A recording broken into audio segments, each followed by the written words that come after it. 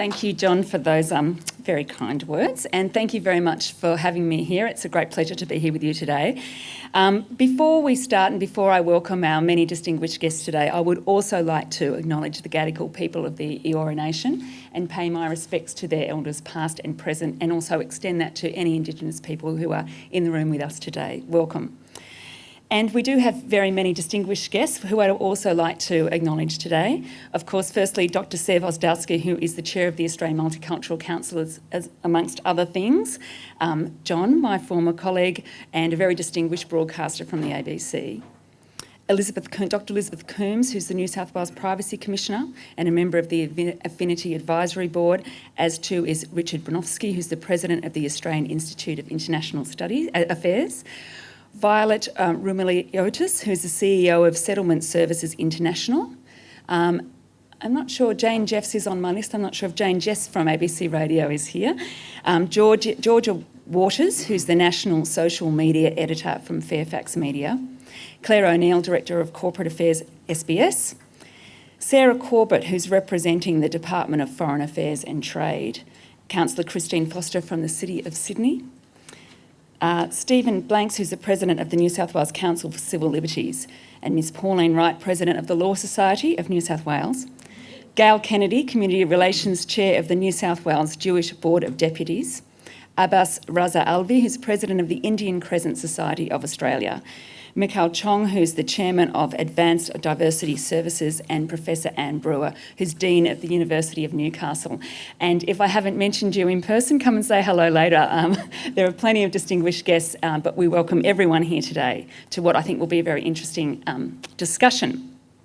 So today's topic is Reclaiming Australian Multiculturalism, Policy and Practice in a Shifting Landscape. And it's obviously a very, multiculturalism is a very live topic at the moment.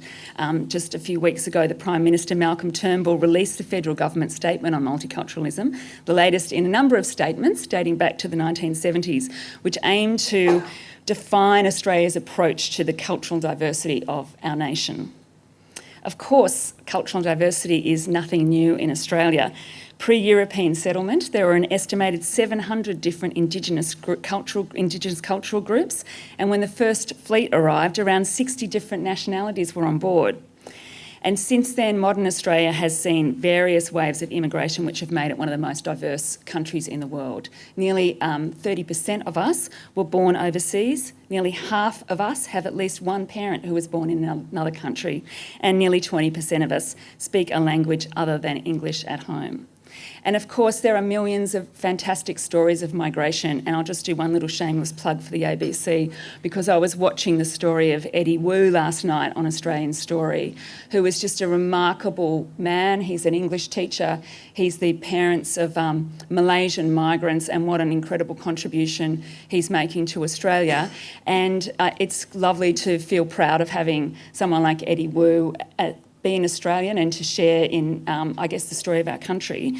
But what's disappointing is to also hear that his story was tinged with racism, and I think that's the other side of this topic, is that despite the many fantastic stories and the overwhelming support that Australians have for the idea of multiculturalism, we've recently seen some pretty awful racist conversation, and I guess a resurgence of a very hot political debate that can turn nasty at times.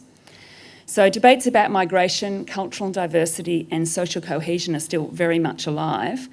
And I think part of the issue in talking about multiculturalism is that there isn't one shared view about what it means. And there are ongoing and very important questions about how we balance individual rights to express your culture or religion, and how we balance free speech with the need to build a fair and free and resilient Australia.